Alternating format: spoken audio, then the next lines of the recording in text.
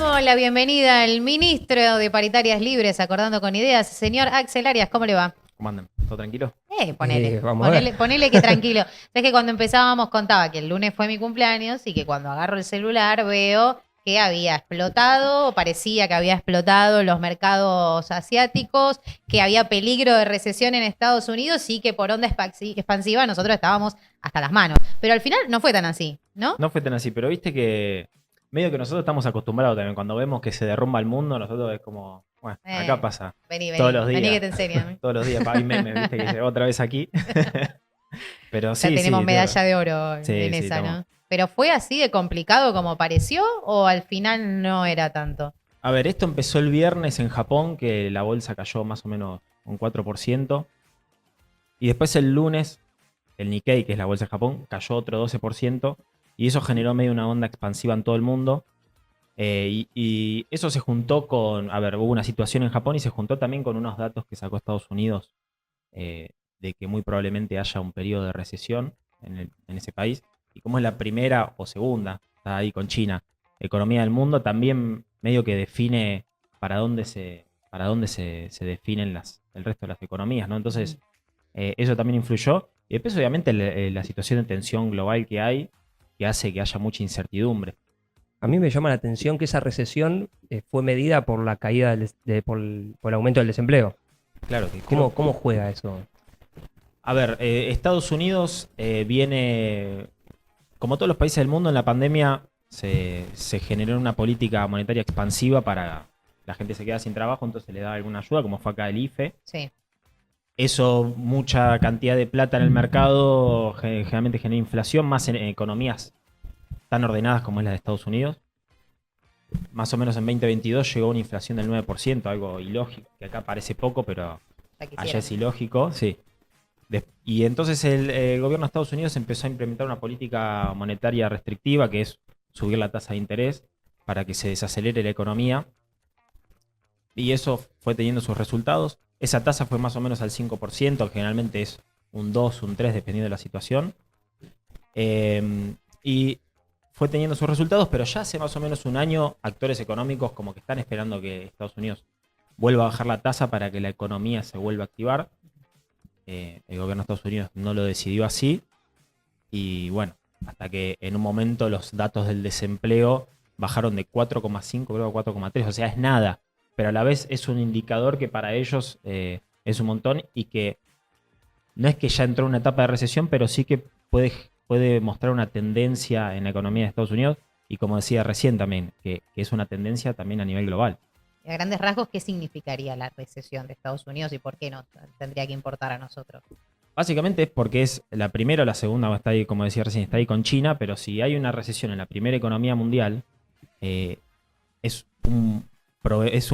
alguien que genera mucha oferta y mucha demanda en el mundo y que eso naturalmente influye en el resto de todas las economías. Lo mismo que si caiga la economía china y que China nos deje comprar a nosotros soja, bueno, eso va a generar una recesión acá. Bueno, el mismo peso tiene Estados Unidos en el mundo, él genera influencia en todas las economías mundiales. Y se decía también que esto en realidad fue una corrección brusca, ¿no? Y que un poco también necesaria, porque al día siguiente empezaron a mejorar los números. Sí, si quieren explicamos un poquito qué pasó en dale. Japón. Japón es una economía extraña, porque es una isla, ¿sí? Que es, como muchos dicen, es como un montículo de piedras en el agua y que no tiene casi recursos naturales y su economía es muy dependiente del comercio exterior, ¿sí? Más o menos de 2008, después de la crisis de Lehman Brothers, Japón toma una definición de tasa de interés de mantenerla casi en cero, al último tiempo estuvo casi negativa, para poder promover la inversión y el consumo. A ver, la tasa de interés, para los que no saben, la tasa de interés funciona como un regulador del precio del dinero y eso hace que la actividad caiga o se recupere. Bueno, Japón tenía esa estrategia de tener una tasa de interés baja para que el consumo y la inversión se mantenga activo. El objetivo de eso era tener un crecimiento con un poquito de inflación para que los sueldos también se recuperen y con eso se genere más consumo. Pero ¿qué pasó? Esa tasa de interés baja hizo que las grandes empresas de Japón tengan ganancias pero que a la vez que eso no se haya trasladado a sueldos. Y esa inflación que generó en la economía, sin que se recuperen los sueldos, no estaba haciendo que el consumo crezca, sino que el consumo se caía. ¿Sí? Entonces Japón dice, bueno, esto me está generando una complicación. Además, también Japón necesita la tasa de interés baja para poder tener, porque la tasa de interés baja lo que hacía era tener la moneda, el yen depreciado, y como depende del comercio exterior, fomentaba las exportaciones y hacía las importaciones más baratas. Bueno, subieron la tasa de interés para ajustar todo eso, y actores financieros del mundo tomaban deuda en Japón a un costo muy bajo y con eso iban y compraban activos financieros en el resto del mundo. O sea, hacían lo que se llama el carry trade. Como Japón subió la tasa y esa deuda iba a ser un poco más cara, hicieron el mecanismo contrario. Vendieron sus activos y con eso fueron y pagaron la deuda antes que le crezca, que le sea más caro. Y Una eso fue jugada importante. Claro, eso fue, pero después, como decías recién, ¿no? El lunes se generó ese cimbronazo. El martes se recupera un poquito, el miércoles un poquito más. Más o menos están los niveles desde lo que había partido. Y ahora veremos todo. Ahora parecería que es como todo el mundo del timbeo financiero lo que hizo ruido, pero al argentino de pie, ¿cómo le puede llegar a impactar esto? A ver, nosotros en este caso podríamos decir por suerte, porque en varias columnas hablamos de que el cepo en realidad acá es una complicación. Ahora nos salvó. Ahora nos salvó porque no existe esa libertad de los actores económicos de si quieren comprar dólares y llevárselos por las dudas, porque Argentina es una economía emergente y tiene más riesgo que cualquier economía. No pudo pasar porque está el cepo. Entonces, no hubo un cimbronazo tan fuerte acá. Obviamente que por arrastre la Bolsa de Valores argentina tuvo su impacto. Los bonos también después se recuperaron. Pero en el corto plazo no genera ninguna complicación. Sí, quizás generan la estrategia económica del gobierno a ver cómo van a salir de esta situación, la que ya venimos comentando, ¿no? De mantener un tipo de cambio planchado con una devaluación del 2% y esperar un financiamiento externo para después salir y levantar el cepo. O sea, yo creo que ahí se complica la situación para el gobierno. No tanto hoy, nosotros tanto no lo sentimos. Y después también se puede complicar si esta recesión de Estados Unidos se extiende en el tiempo, porque va a terminar repercutiendo en la economía local. Si uno piensa, claro, que está creciendo el margen de desempleo, ¿qué podría llegar a pasar en base a, las elecciones de noviembre? ¿Podrían marcar algo diferente en esto o es una tendencia que ya no va a modificar mucho quién lo presida? Bueno, ahí están las dudas también, ¿no? Porque, como decíamos recién, Estados Unidos tenía una política de tasa de interés alta para que la economía se desacelere. Algunas voces dicen, bueno, Estados Unidos tuvo una evidencia de que entra en un periodo recesivo, entonces va a bajar la tasa de interés y va a activar la economía de vuelta. Y si baja la tasa de interés para países emergentes, el crédito sería más barato, ¿sí? Entonces, por un lado, eso lo podría beneficiar, pero a la vez también, como vos decís, no están las elecciones de Estados Unidos en noviembre y es un gobierno que no sabemos si va a dejar, por lo menos un presidente que deja el poder, no va a haber continuidad de presidente. Y hay que ver si toman ese tipo de decisiones a pocos meses de que haya una elección y a pocos meses de que haya un cambio de presidente o que asuma una nueva presidenta, ¿no? También estuvo muy involucrado el tema de las criptomonedas, ¿no? Con esto.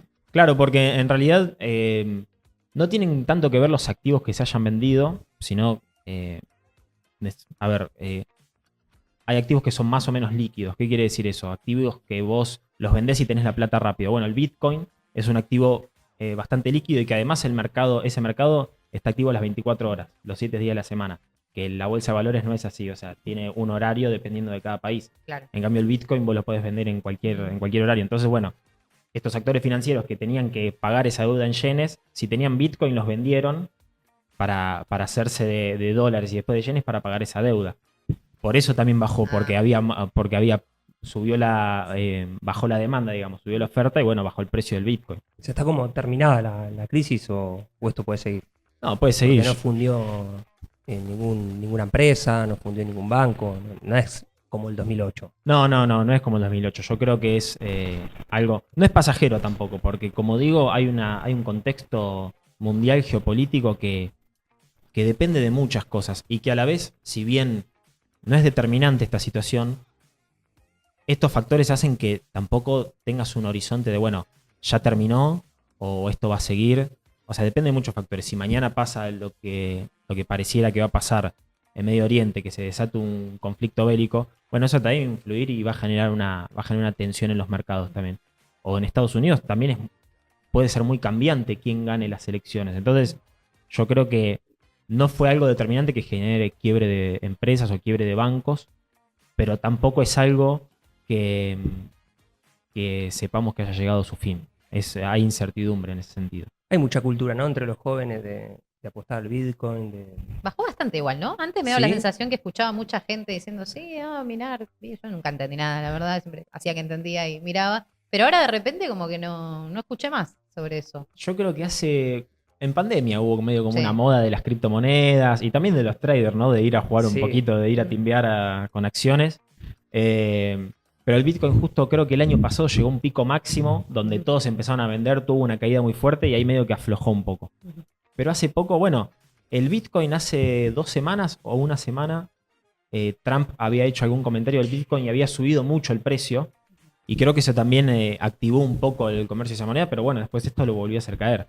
Pero sí, es cierto que hay como una moda ahí. Hay una moda. Hay una moda de jugar, de que parezca un jueguito, ¿viste? Bajó, pero medio que se quedó ahí la. Es que antes moda también estaba, timbiadora. creo, desde los juegos, ¿no? Desde el celular, como que de repente Bueno. jugabas algo y podías Bueno, eso también. comprar monedas, ¿no? No hay juego de apuestas. O sea, No. yo en pandemia también había unos juegos porque había muchas criptomonedas que se creaban y había jueguitos que vos jugabas y ganabas criptomonedas y después las vendías y las cambiabas por otra. Pero también son precios muy, muy variables y que muchas de esas monedas ya no existen. Me acuerdo que en un momento Elon Musk empezó a inflar una moneda que era Dogecoin Ah, sí. y que era una moneda que no valía nada y después, bueno, se terminó cayendo porque era más un juego que algo real. Y bueno, muchos ganaron plata con eso y otros habrán perdido, ¿no? ¿Cuál es tu recomendación? Si tenés ahí un ahorrito. Y yo recomendaría, ¿Comer acá en Bitcoin o no? Argentina, no voy a decir lo que haría acá en Argentina, pero ya sabemos lo que haríamos todos en Argentina. Colchón. Colchón. Colchón. Es el momento del colchón. Crocante, una abajo de otra. Sí, Está sí, bien. sí, sí. Bueno, recomendaciones en Paritaria Libre, Recomendaciones. acá con nuestro ministro. Muchas gracias, Axel. Gracias a ustedes.